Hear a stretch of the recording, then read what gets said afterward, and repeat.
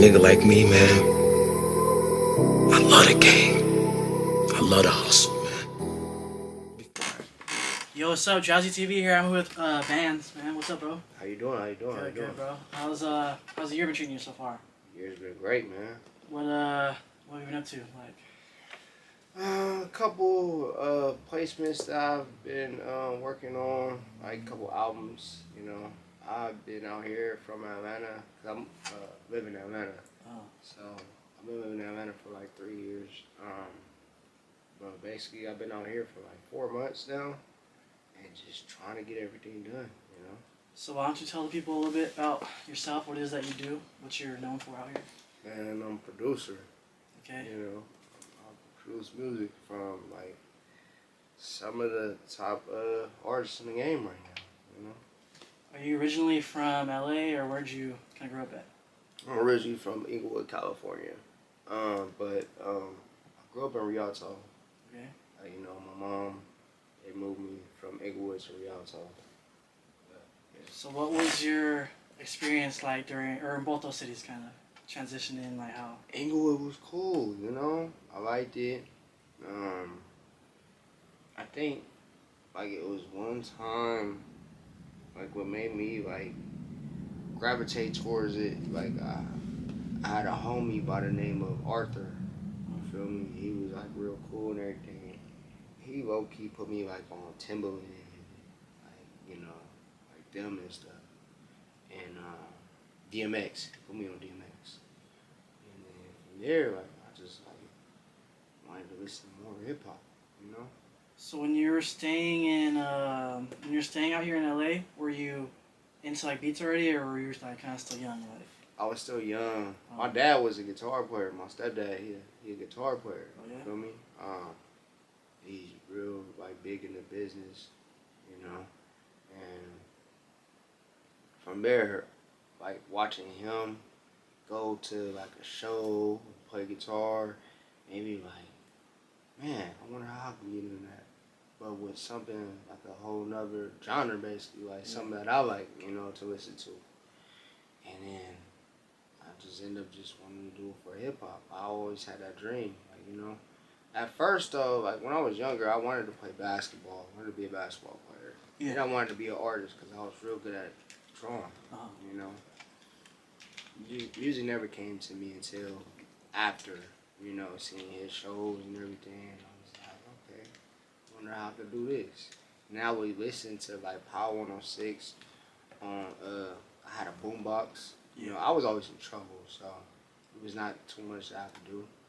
But I had this boombox,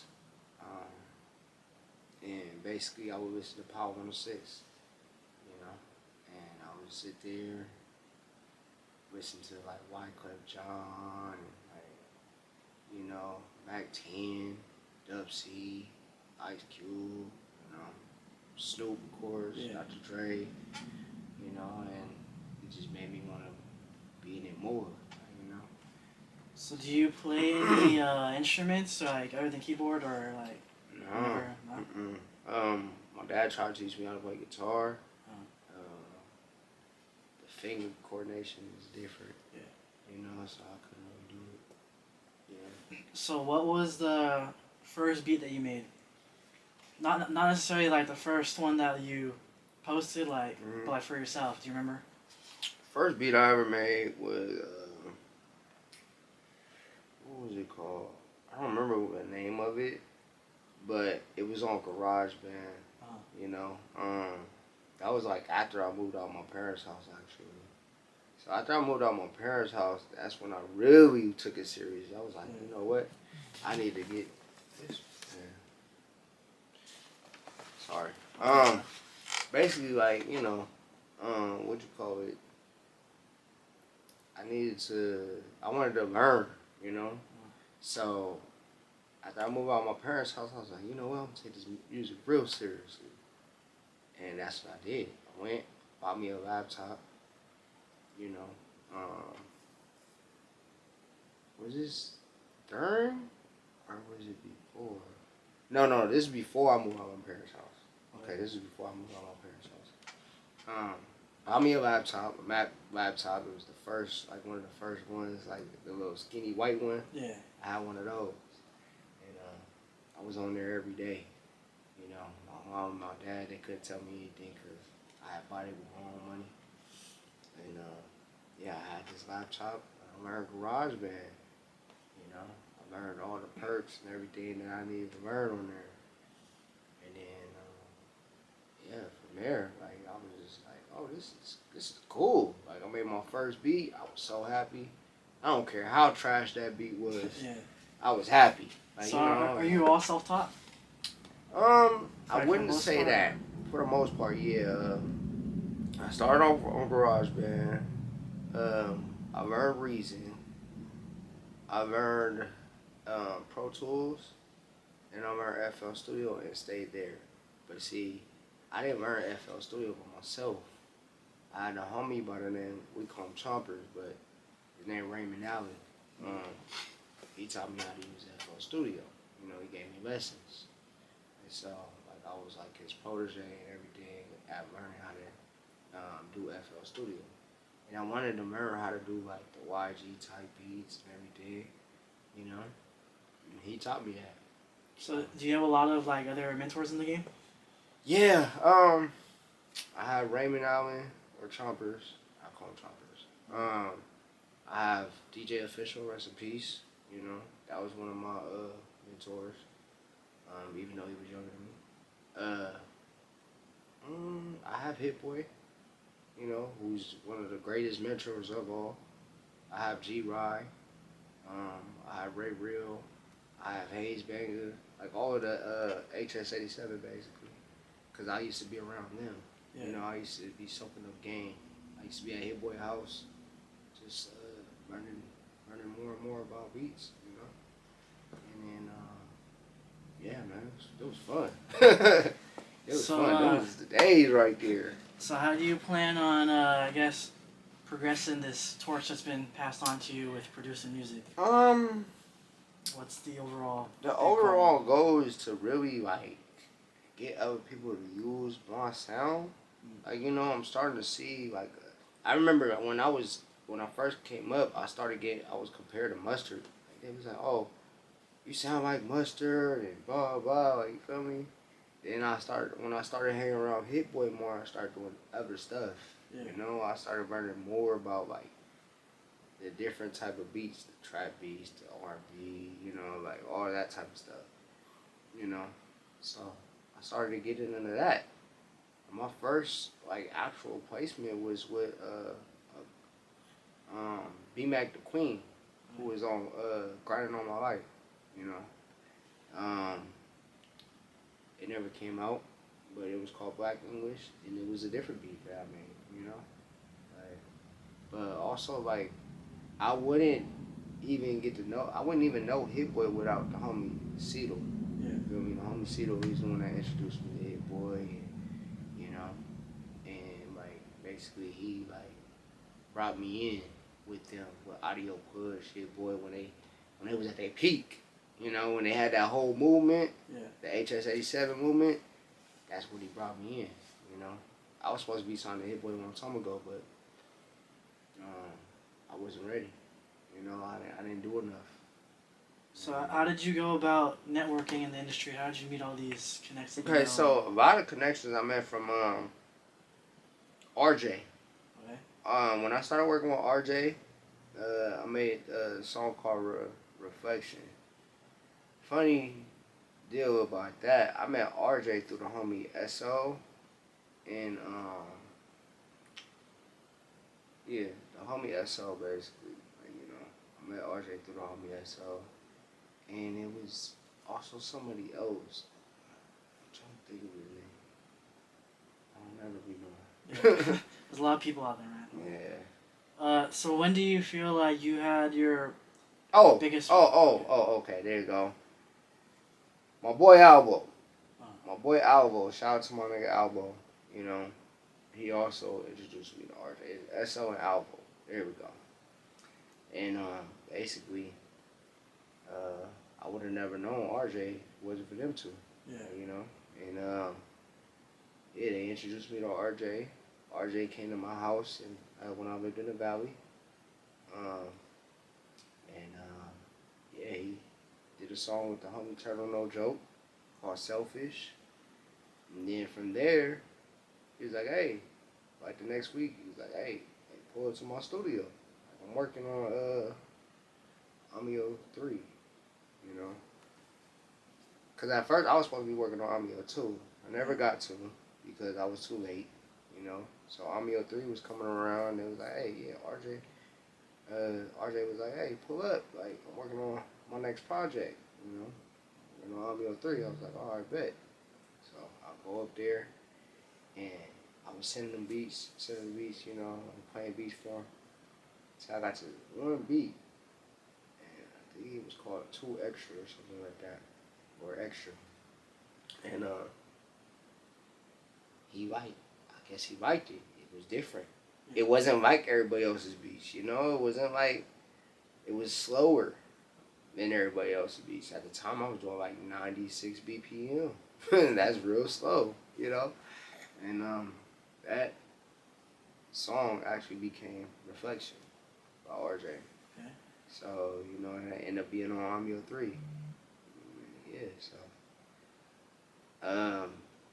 Then that's when I met DJ Official. I met DJ Official off of, oh, that's how I met Larry J. Larry J used to sell my little brother some beats for the homie Turtle, you know? Like, you know, at the time, my little brother started managing Turtle No Joke. He also used to be with Audio Pushing them.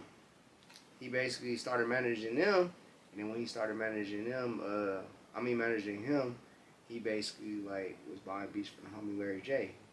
Larry making all the hits, you know. And then so I got locked in with Larry making all the hits through Melly, my homie Melly, rest in peace, you know. And basically we was locked in ever since. And then I DM DJ Official. Like, you feel me?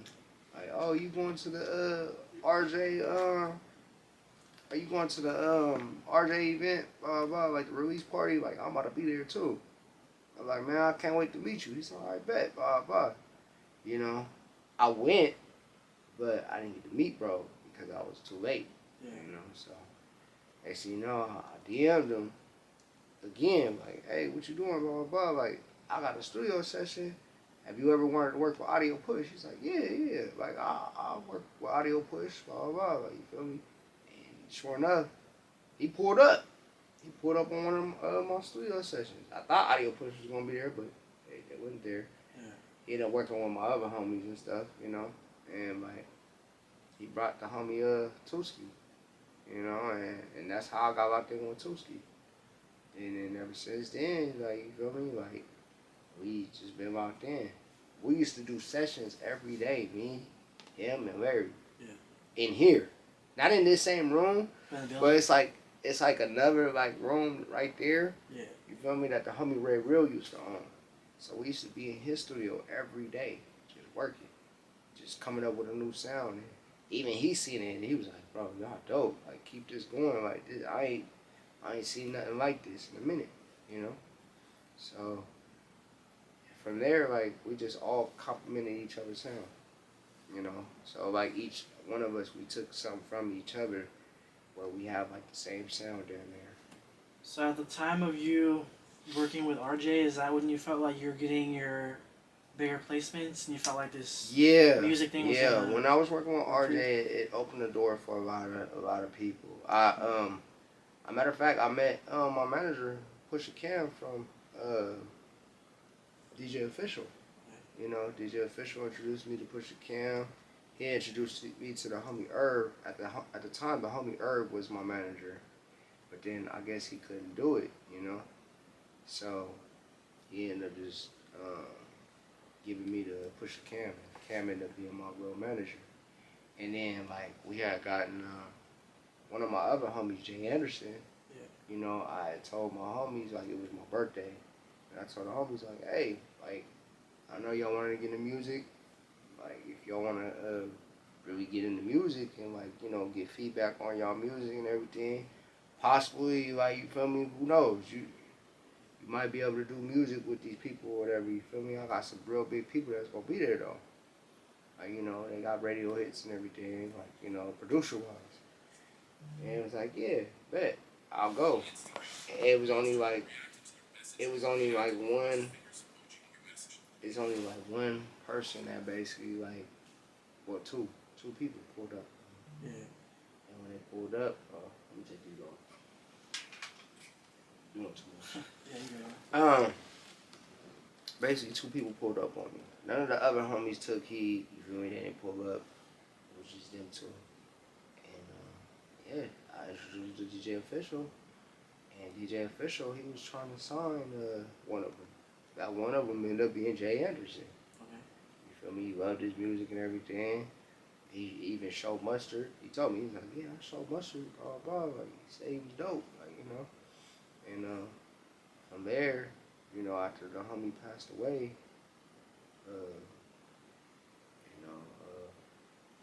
we ended up getting, homie Cam ended up managing Jay Anderson. I mean, he was already part of us anyway. Yeah. You feel me? So that just made him even more a part of us. So is there ever a time during this whole coming up in the music industry where you felt like music wasn't for you, or you wanted to kind of stop and? After the homie passed away, after the Official passed away, I didn't make beats for like 3, almost 4 months. What?